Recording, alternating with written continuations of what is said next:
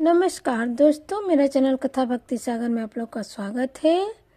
आज हम सुनेंगे शिव पुराण के अनुसार बिंदुंग का पिशाचिनी युग से उद्धार कैसे हुआ। उनकी पत्नी चंचुला थी, जो बिंदुंग थे बहुत ही दुष्ट ब्राह्मण थे, तो उनका कैसे उद्धार हुआ पिशाचिनी युग से हम सुनेंगे।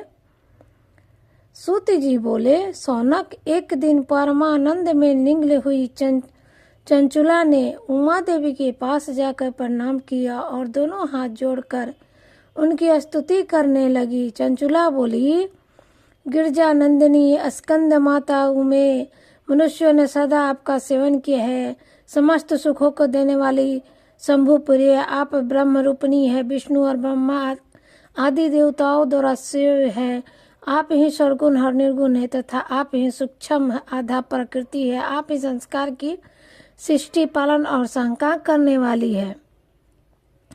सूत जी कहते हैं, सौनक, जिसे सदगति प्राप्त हो चुकी थी वह चंचुला इस प्रकार महेश्वर पत्नी उमा की स्तुति करके सिर झुकाए चुप हो गई। उनके नेत्रों में प्रेम के आंसू मर रहे थे। तब करुणा से भरी हुई शंकर प्रिया भक्त वत्सल पार्वती देवी ने चंचुला को संबोधित करके बड़ी प्रेम से इस प्रकार कहा। पार्वती जी बोली, सखी चंचुले सुंदरी, मैं तुम्ही की हुई इस स्तुति से बहुत प्रसन्न हूँ। बोलो, क्या वर मांगती हो? तुम्हारे लिए मुझे कुछ भी अध्यय नहीं है। चंचुला बोली, गिरजा राजकुमारी, मेरे पति बिंदुंग इस समय कहाँ हैं? उनकी कैसी गति हुई यह मैं नहीं जानती। कल्याणमयी दीन दयाली, मैं आपके उन पतिदेव से जिस प्रकार संयुक्त हो सकूं वैसे ही उपाय कीजिए। महेश्वरी महादेवी, मेरे पति एक शूद्र जातीय वेश्या के प्रति आसक्त थे और पाप में डूबे रहते थे। उनकी मृत्यु मुझसे पहले ही हो गई। न जाने वे किस गति को प्राप्त हुए। गिरजा बोली, बेटी, तुम्हारा बिंदुंग नाम वाला पति बड़ा पापी था। उसको अंत कारण बड़ा ही दूषित था। वेश्या का उपयोग करने वाला वह महामूर्ख मरने के बाद भी नमक में पड़ा अनगिनत वर्षों तक नमक में नाना प्रकार के दुख भोग कर वह परमात्मा अपने शेष पापों को भोगने के लिए विध्वंत पर्वत पर पिशाच हुआ। इस समय वह पिशाच अवस्था में ही है और नाना प्रकार के कलेश उठा रहे। वह दुख वही वायु पीकर रहता है और तथा सब प्रकार के कष्ट सहता है। सूत जी कहते हैं, सौनक, गौरी देवी की यह बात सुनकर उत्तम व्रत का पालन करने वाली चंचुला उस समय पति के महान दुख से दुखी हो गई। फिर मन को स्थित करके वह ब्राह्मण पत्नी ने अपने व्यथित हृदय से महेश्वरी को प्रणाम करके पुनः पूछा। चंचुला बोली, महेश्वरी, मुझ पर कृपा कीजिए और दूषित कर्म करने वाले मेरे उस दुष्ट पति का अब उद्धार कर दीजिए। देवी, कुसित बुद्धि वाले मेरे उस पापात्मा पति को किस उपाय से उत्तम गति प्राप्त हो सकती है, यह शीघ्र बताइए। आपको नमस्कार है। तुम्हारा पति यदि शिव पुराण की पुण्ययमी उत्तम कथा सुने तो सारी दुर्गतियों को पार करके वह उत्तम गतियों का भागी हो सकता है। अमृत के समान मधुर अक्षरों से युक्त गौरी देवी का यह वचन आदर पूर्वक सुनकर चंचुला हाथ जोड़कर मस्त झुकाया।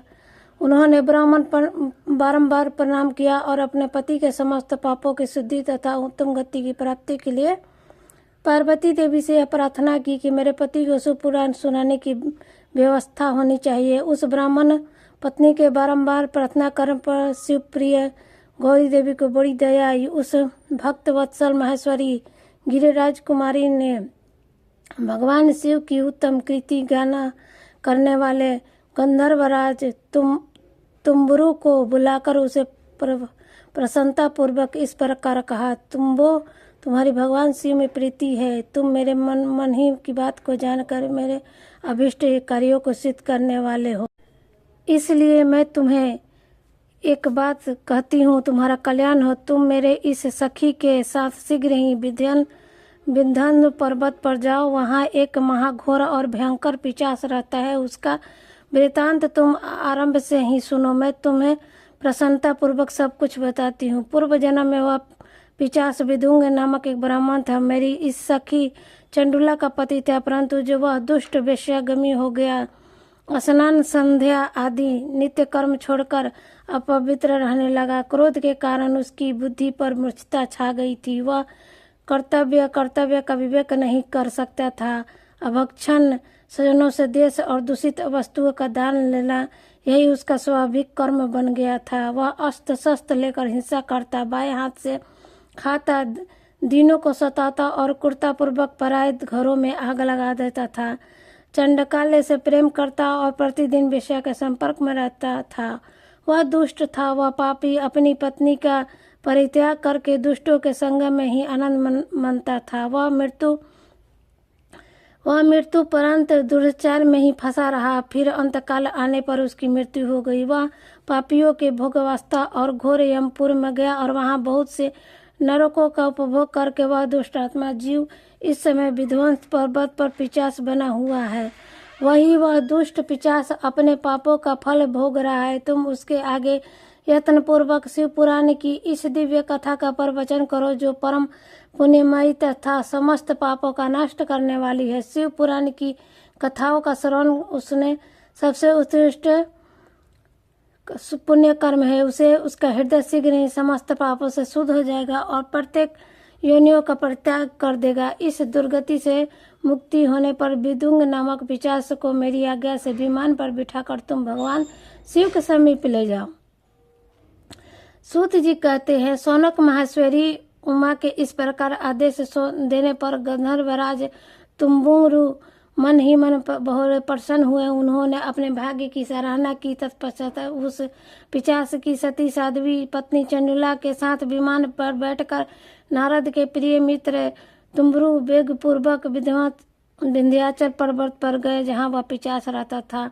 वहां उन्होंने उस पिशाच को देखा। उसका शरीर विशालकाय था, डोरी बहुत बड़ी थी। वह कभी हंसता, कभी रोता और कभी उछलता था। उसकी आकृति बड़ी विकराल थी। भगवान शिव की उत्तम कृतियां गान करने वाले महाबली तुम्बुरु ने उस उत्तम भयंकर पिशाच को पासों द्वारा बांध दिया। तदुपरांत तुम्बुरु ने शिव पुराण की कथा वाचने का निश्चय करके महोत्सवयुक्त स्थान पर मंडप आदि की रचना की। इतने में ही संपूर्ण लोकों में बड़े वेग से यह प्रचार हो गया कि देवी पार्वती की आज्ञा से एक पिशाच सुधार करने के लिए वेग से शिव पुराण की उत्तम कथा सुनने के लिए तुम्बुरु विध्वंस पर्वत पर गए हैं। फिर तो उस कथाओं को सुनने के लिए लोभ से बहुत से देवर्षि भी शीघ्र ही वहां जा पहुंचे। आदर पूर्वक शिव पुराण सुनने के लिए आए हुए लोगों का इस पर्वत पर बड़ा अद्भुत और कल्याणकारी समाज जुट गया। फिर तुम्बुरु ने उस पिशाच को पासों से बांधकर आसन पर बिठाया और हाथ में बीना लेकर गौरी पति की कथा का गान आरंभ किया।